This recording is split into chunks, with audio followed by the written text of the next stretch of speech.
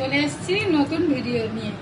কড়াটা বসিয়ে দিয়েছি, গরম হয়ে গেছে। এখন দিয়ে দেবো তেল, সর্ষের তেল পরিমাণ মতো দিয়ে দিলাম।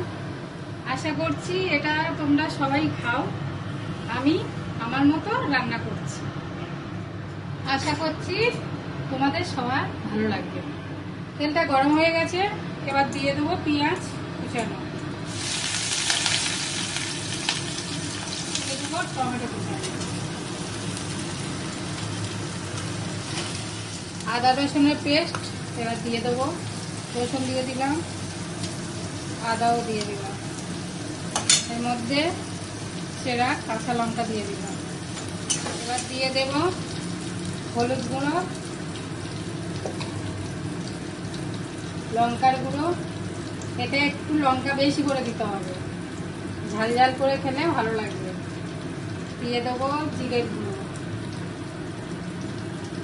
এটা এবার ভালো করে কষিয়ে সামান্য জল দিয়ে মশলাটা কষিয়ে নেবো, না হলে মশলাটা পুড়ে যাবে। এবার এগুলো দিয়ে দিলাম, দিয়ে এটা আস্তে আস্তে ভালো করে কষাতে হবে। আটা দিয়ে দিয়ে কষালে ভালো হবে। পরিমাণ মতো লবণটা দিয়ে দিলাম। এটা ভালো করে কষানো হয়ে গেছে, এবারে পরিমাণ মতো জল দিয়ে দেবো।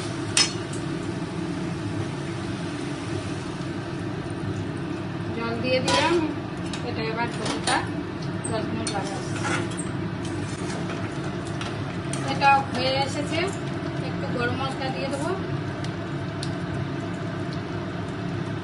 আচ্ছা, এবার নামিয়ে নিচ্ছি।